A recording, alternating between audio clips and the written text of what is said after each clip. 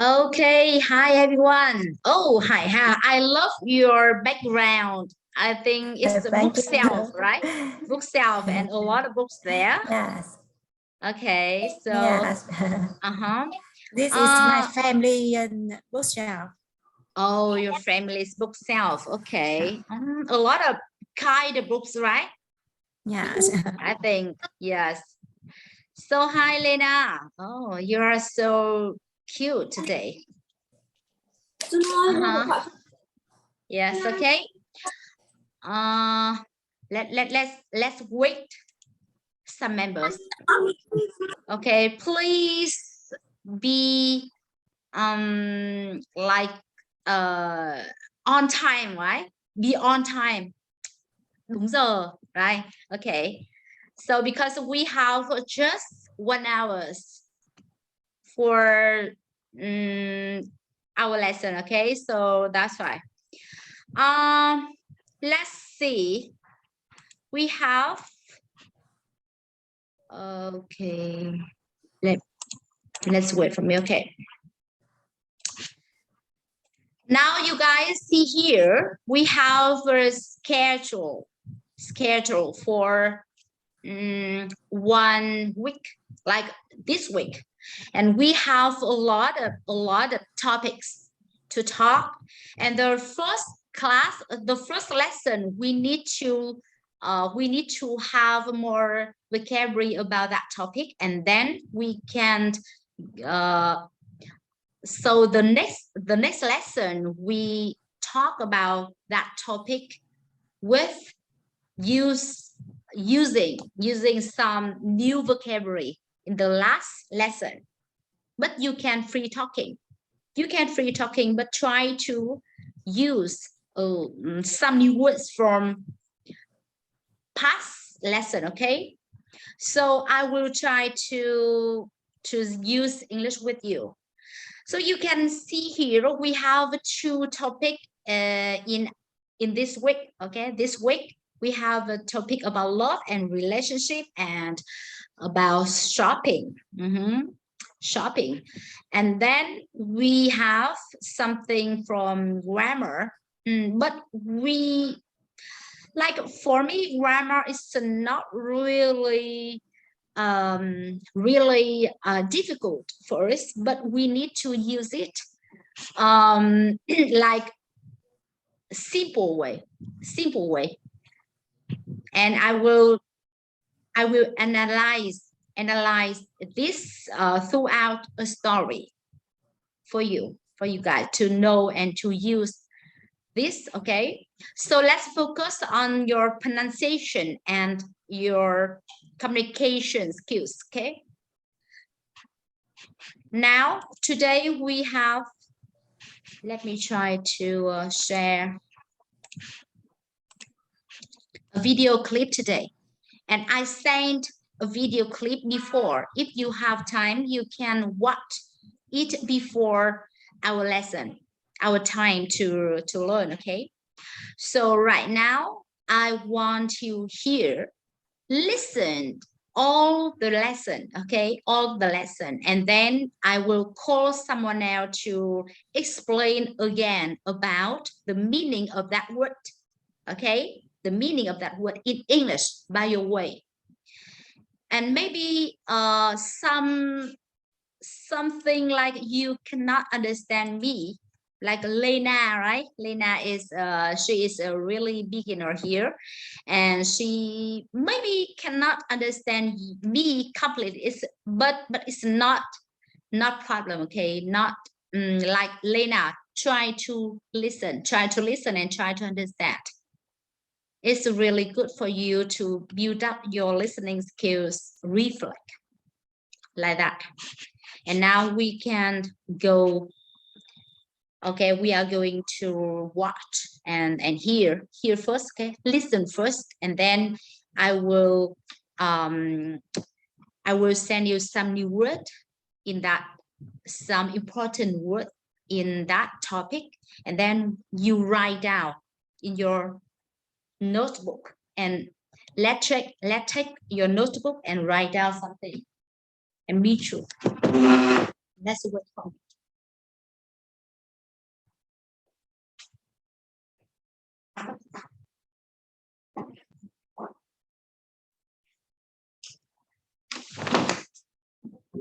So in our class, we will learn from clip or textbook or everything of native speaker. Okay, native speaker don't use textbook from Vietnamese writer. Just native speaker. Okay, so now. In this lesson, you'll learn. Okay, the way to listen. The way to listen. You see here. You see in the subtitle and listen. Oh, she said in this lesson. See here and imagine and think and remember about your mind like, oh, in this lesson. Okay, she said she speak like you'll learn how to talk about love and relationships in English. That's it, like that. And you can see, oh, see and think. Okay, see and think and remember about pronunciation. Okay, that's it. And if you are good at English more, you can understand. You try to understand. Listen and see the description, subtitle, and learn about pronunciation in your mind, and then understand if you can't. Okay. So How to talk about love and relationships in English. You'll learn how to talk about dating, getting engaged, good relationships, bad relationships. Okay, so you can see we have a lot of new words here. If there are new words for you, write down. But there are not new words for you, don't need to write. Okay, so I will talk with you. Dating, hẹn hò, getting engaged, đính hôn, good relationships, bad relationships. Tức là cái mối quan hệ, cái tình yêu đó là tệ hay là tốt đó. And breakups. You can see break up. Chia tay, right? So Helena, have any new word for you? There are any new word for you here or not? You know already a lot of words here. Lena, wow, she is sleepy. Lena, okay. Turn on your microphone, please. Are you sleepy? Are you sleepy? Can you hear me now? Can you hear me, Lena? Okay, you go out and go on again. Go out and go on again.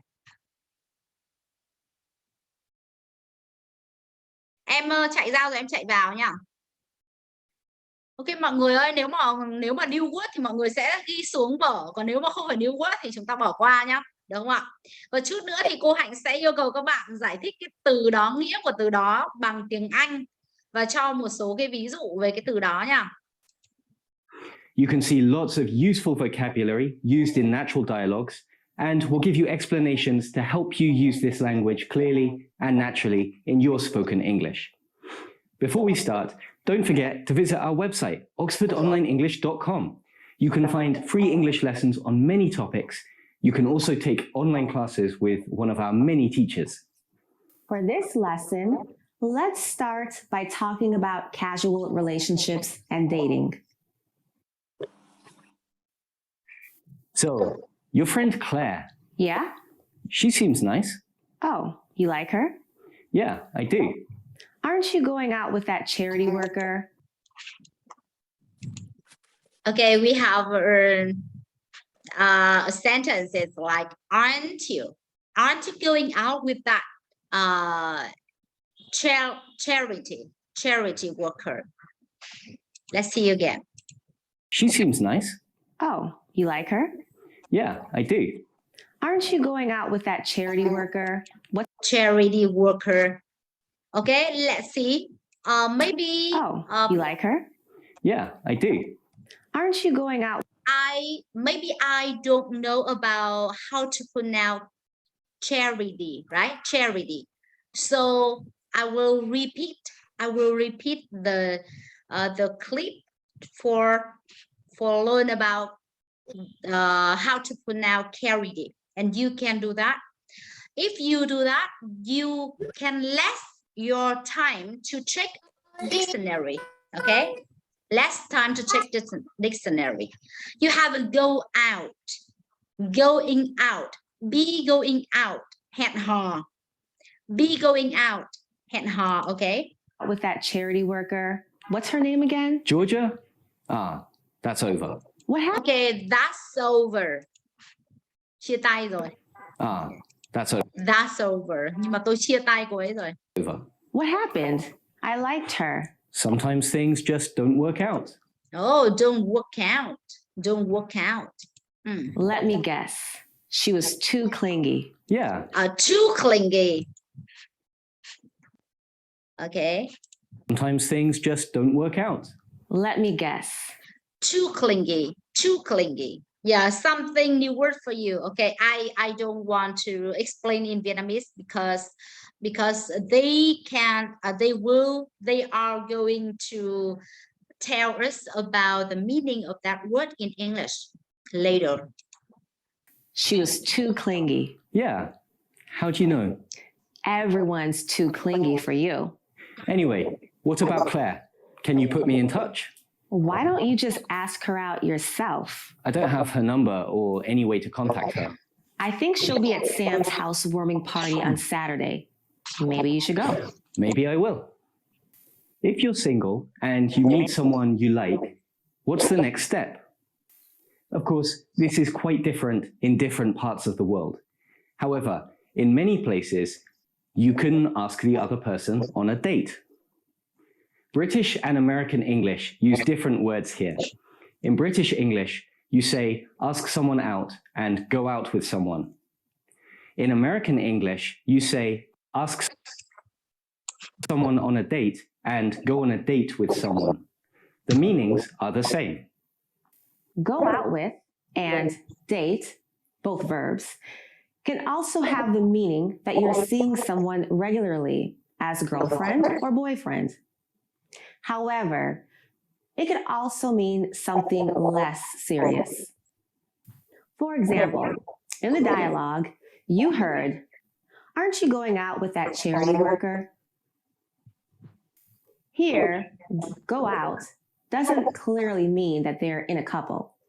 It could also refer to a situation where two people are meeting each other regularly, but they aren't a serious couple. You could also use this language in other ways. For example, they've been going out for about a year now. She's dating a guy I used to work with. In these examples, the context tells you that you're talking about more serious relationships. However, in many cases, you would use these words, go out with someone or date someone, to talk about couples in the early stages of a relationship. If two people have been in a relationship for some time, you can use the term be together. For example, how long have you and your boyfriend been together? They were together for about 4 years, but then they broke up. Okay, so I want you guys explain for me about different meaning from ask someone out and go out with someone. Who can explain in Vietnamese? Hải ha. Dạ. Em nghĩ là ask someone out tức là mời ai đó, tức là mời ai đó đi hẹn hò ấy. Uh-huh. Someone thì tức là cũng hẹn hò với ai đó nhưng hai cái khác nhau à. Một cái là mời, một cái đề nghị, một cái là chỉ hành động là đi rồi đấy. Tức là được đồng ý rồi. Okay. Okay, thank you.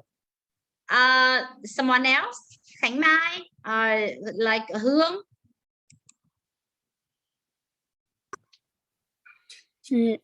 Ask someone out có nghĩa là cũng là em cũng nghĩ là một cái lời mời hẹn hò. Còn ở Anh Mỹ là on a date. Okay, no. I just want to know about different meaning between ask someone out and go out with someone. Còn go out with someone là giống như là đã đi cùng nhau rồi ạ, còn kia là chưa thực hiện, còn kia là đã có một cái buổi gặp gỡ hay là thế nào, tức là đã có tương tác rồi ạ. Okay. Chưa Okay, thank you, Hương. Okay, and what about V? Miss V? Yes. I think talk about people ask someone to go out with them, and go out with someone là they go out with together. Okay. All right, I will explain for you in English, okay? Ask someone out like you like someone and you want to go out with them, okay? You want to be like you want to date with someone for a long time, okay? But the first you need to ask her agree with you or accept you or not. You understand me? Ask someone out like you can invite her come to a restaurant and something like explain about your feeling and ask her, can you be my boyfriend? Can you be my girlfriend? Yes, okay or not? Okay, when someone say yes, okay, they can like I can go out with someone like I am in the relationship with someone. Have you got me? Hải Hà, do you understand me? Or have you got me? Like you understand me? Yes, I understand. Okay, right now, can you explain in English, in Vietnamese, about your understanding?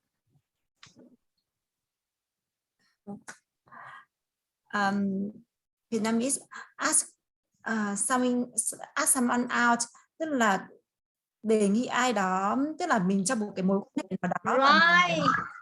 Yeah, đề nghị ai đó hẹn hò với mình. Okay, and go out with someone tức là bạn đang ở trong mối quan hệ đó rồi, đúng không? Bạn hẹn hò, bạn đang hẹn hò đó. Okay, đó đấy là cái khác biệt.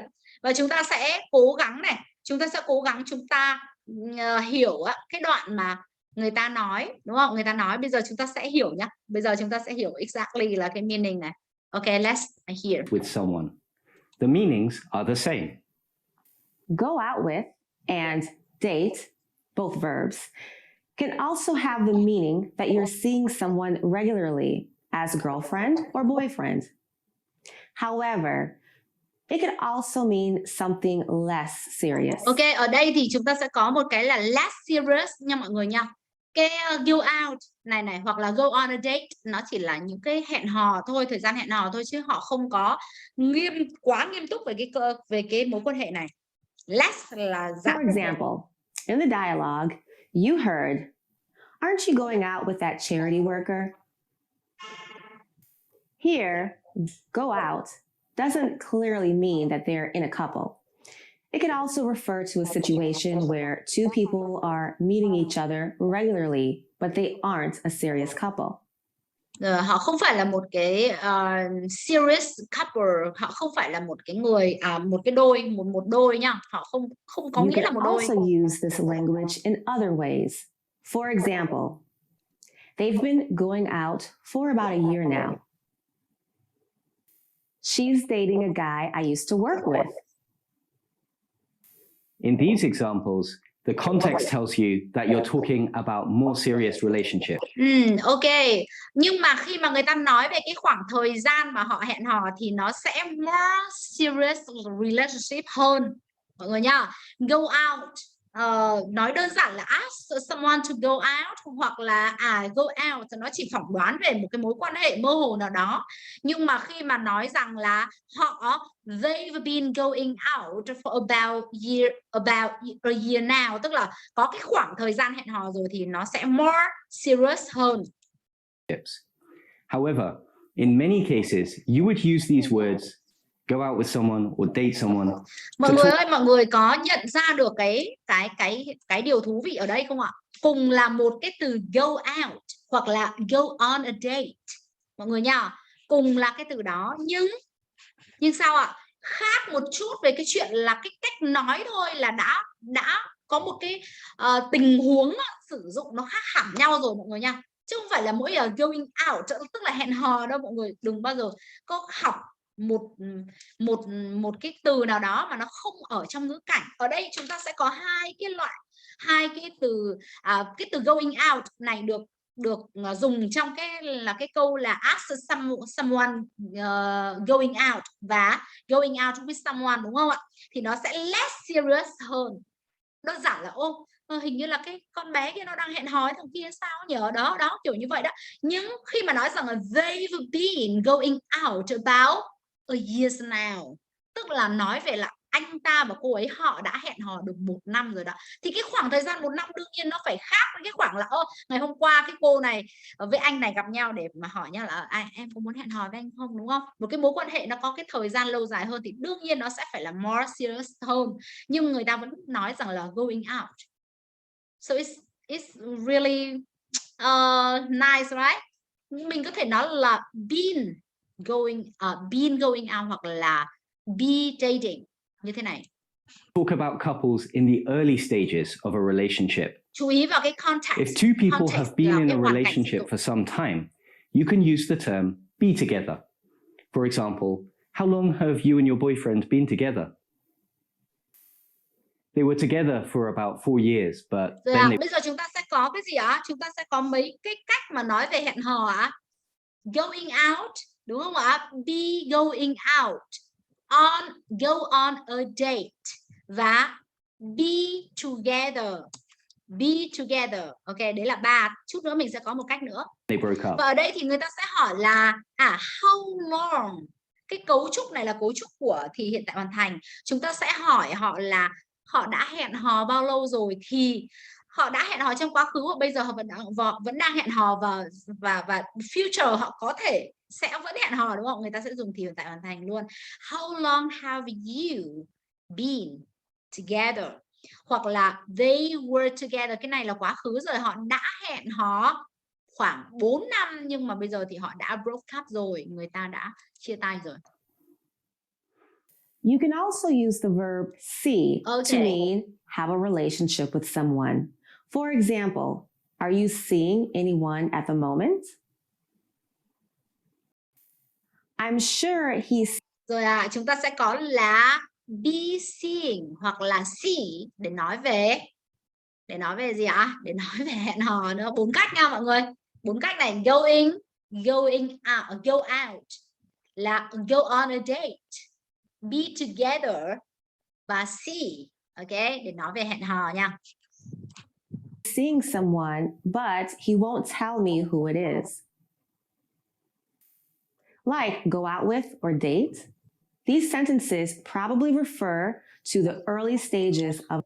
Rồi chúng ta sẽ có cái cụm từ là early stages in relationship, tức là giai đoạn sớm của một mối quan hệ. Relationship ở đây là một mối quan hệ yêu đương ấy, và hoặc là vợ chồng đó, relationship người ta nói như vậy là early stages.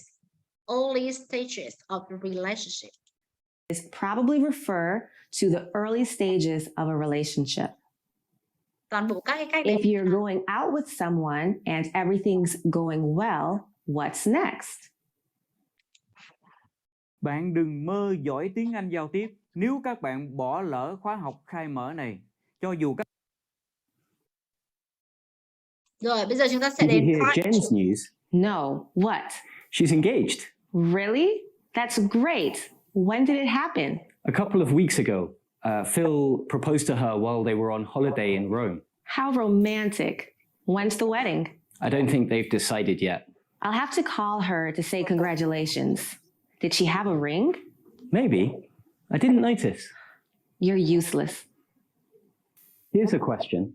Can you complete the missing word from the dialogue? It means the situation before two people get... Rồi ạ.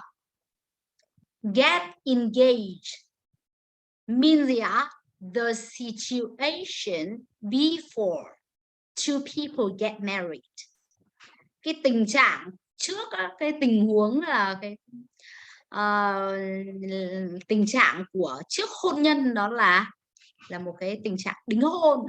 Đấy, tình trạng trước hôn nhân. Get married. The word is engaged. Be careful with get engaged and be engaged. Do you know the difference? Get engaged is an action. When you first agree to Ở get... đây thì chúng ta cũng có cái sự khác nhau giữa get engaged với be engaged, giống hệt như là ask someone else, ask someone to going out và cái going out with someone nhé. Rồi nhá. Get engaged là cái hành động, là cái action, là đính hôn, là cái buổi đính hôn đó, cái hành động đính hôn đó. Còn be engaged là trong giai đoạn đính hôn, chưa có cưới nhưng mà đang trong giai đoạn, sau khi mà đính hôn xong rồi thì người ta sẽ ở trong cái giai đoạn đính hôn đấy cho đến khi nào người ta cưới thì người ta mới hết cái giai đoạn engaged, đúng không ạ? When you first agree to get married, you get engaged. Bạn đồng ý đính hôn với người ta đã. Get married, you get engaged. After you get engaged, you are engaged. Rồi, và sau khi mà bạn nhận lời rồi thì bạn sẽ là are engaged, bạn sẽ ở trong cái mối quan hệ đó. Be engaged is a state. For example, they got engaged in June and got married in July. They've been engaged for 2 years now. They say they've been too busy to plan a wedding. There's a similar difference between get married and be married. Next question. Before you get engaged, one person has to ask the other to get married. Can you complete this sentence from the dialogue? Do you remember? The verb is propose. Colloquially, you can also say pop the question, which has the same meaning. For example, he popped the question while they were on holiday. Rồi ạ. Tức là sao ạ? Hỏi, đúng không? Cầu hôn ấy, proposed. Chúng ta có cái từ là proposed, cầu hôn, hoặc là popped the question. Hai cái này the same với meaning nhá. Proposed hoặc là proposed và popped the question. Pop the question là cầu hôn mọi người nha. This is conversational, so if you're not sure, use propose. Let's do 2 more. Can you complete the sentences from the dialogue? Do you remember the answers? The full term is engagement ring. Sau có một bạn bạn Lena, bạn ấy chắc là chạy đâu rồi mà không thấy ai vào học là sao nhỉ?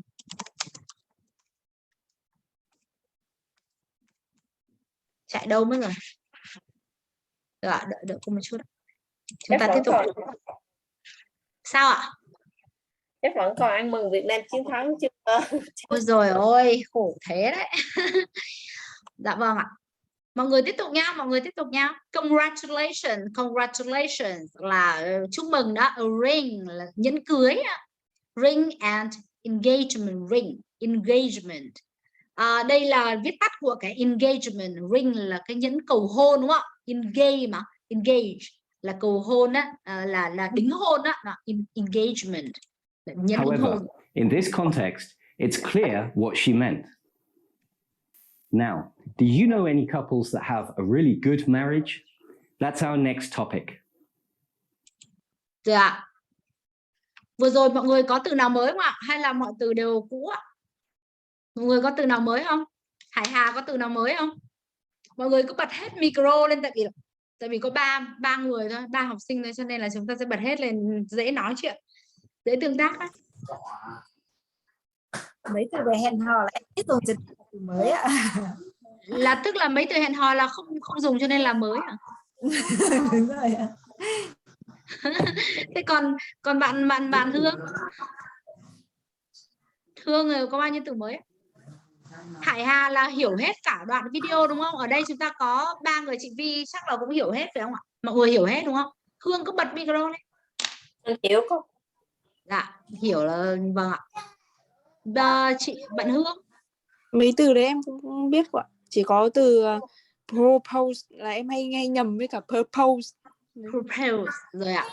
Chúng ta sẽ trong quá trình chúng ta học á, là chúng ta sẽ, nếu như mà ở cấp độ thấp thì chúng ta sẽ nạp từ vựng đối với những bạn học yếu hơn, còn những cái bạn như mọi người chúng ta thì chúng ta sẽ học cách nói luôn, cách nói của người bản xứ luôn nhá, cách nói, và chúng ta học được rất là nhiều từ những cái clip như thế này. Ví dụ như là chúng ta có thể nghe listen tốt hơn, hoặc là chúng ta sẽ sửa lại cái cách nói của mình là sao cho nó natural hơn. Đó, được chưa ạ? Part 3. How long have you been married now? Oh, almost 10 years. That's a long time. No regrets? No. There are ups and downs, of course, but I wouldn't change it for anything. Rồi, cái câu này hay đúng không ạ? There are ups and downs, of course, but I wouldn't change it for anything. Cái này là mọi người hiểu rồi đúng không ạ? Chúng tôi rất là thăng trầm tất nhiên rồi, nhưng mà tôi sẽ không có đánh đổi nó với bất cứ thứ gì. You two seem like a really good couple. Really good couples. Yeah, it works well. Of course, part of being a good couple is knowing when to give each other some space. Dạ, chúng ta có cái đoạn này rất hay, mọi người chú ý lắng nghe nhé. Of course, part of being a good couple is knowing when you give each other some space. Of course. Mọi người có biết space không ạ? Space, khoảng trống. Part of being a good couple is knowing when to give each other some space. That's true. I see a lot of couples who move in together and they give up all the things which made them individuals. We spend a lot of time together, but we have our own friends, our own hobbies, and so on. Sure, I mean, you don't want to be too dependent on each other. Absolutely. Although, you need to strike a balance. You need to make time for each other also. You need to strike a balance. You need to make time for each other also. Of course. I imagine it's easy to let things slip when you've been together so long. Yeah, it's dangerous actually. You can't take things for granted, otherwise your relationship will suffer. Chúng ta sẽ xem lại một số cái We spend a lot of time together, but we have our own friends, our own hobbies, and so on. Sure, I mean, you don't want to be too dependent on each other. Absolutely. Although, you need to strike a balance. You need. Rồi, chúng ta sẽ xem lại cái câu này một chút. Absolutely. Although. Yeah, need to strike a balance. Strike a balance. Mất cân bằng á. Chúng ta sẽ nên làm gì ạ?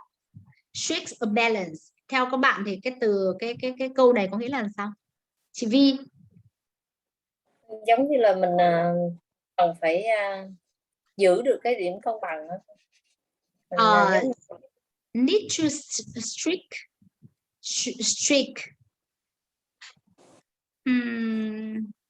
Cái từ này là mình giống như là trong cuộc sống mình phải tự kiểm soát được cái giống như là lúc up lúc down, nhưng mà mình phải tự tìm điểm cân bằng cho mình. Ok, rồi hy vọng là họ sẽ giải thích cái cụm từ là strike a balance. Mình hiểu You như need vậy to thôi nhưng strike mà a chưa biết chính balance. xác họ như You thế need to nào. make time for each other also. Of course. I imagine it's easy to let things Cái slip đoạn này rất when là you've hay been ạ. together so long. Yeah, it's dangerous actually.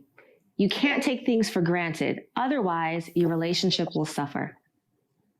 If two people go well together, you can say they're a good couple. They're a good couple. You could also say a great couple, Great couple. or a perfect Perfect couple. couple. What do you think makes two people a good couple? In the dialogue, you heard these. Part of being a good couple is knowing when to give each other some space. Được ạ. Chúng ta sẽ chú ý vào những cái câu mà người ta để ở đây. Part of being the good couple is knowing when you give each other some space. You need to make time for each other. You can't take things for granted, otherwise your relationship will suffer. Do you know what take things for granted Đây ạ, means? bây giờ người ta sẽ giải thích cái từ là take things for granted, là mình sẽ học cả cái cụm từ này luôn nha.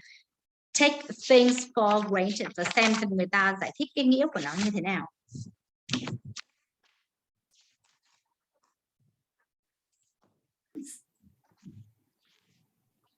If you take something for granted, you've had something for a long time and you get used to it. Dạ. Chúng ta sẽ xem lại nhé. Something for a long time and You've had something for a long time, right? And you you get used to it. used to it. Then you don't appreciate it anymore. You don't appreciate it anymore. For example, imagine you eat in an amazing restaurant. The food is incredible. You have a great time. Now, imagine that you eat in the same restaurant every night for a year. Will you still appreciate it? Probably not. You'll get bored of it, and it won't be special anymore. You'll take it for granted. Rồi ạ. Chúng ta hiểu cái đoạn này như nào? Chúng ta hiểu nghĩa của take things for granted là gì ạ? Cảm thấy nhàm chán đúng không chị? Yeah, right, that's right. Nhưng mà mọi người có thấy rằng là họ đã phải giải thích rất là dài cho một cái cụm từ này để chúng ta dùng cho nó đúng với ngữ cảnh không ạ? Đúng không ạ? Vậy chúng ta sẽ học cái cụm từ take things for granted này bằng cách là use it. Okay. So can you give us some example about take things for granted? Some example. Give us some situations for using take things for granted in your life.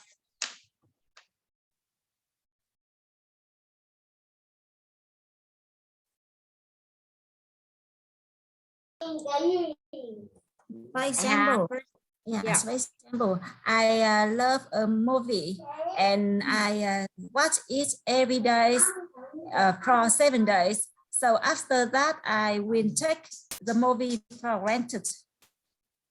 Yeah, that's right. Take a movie, right? Take the movie. Take that movie, right?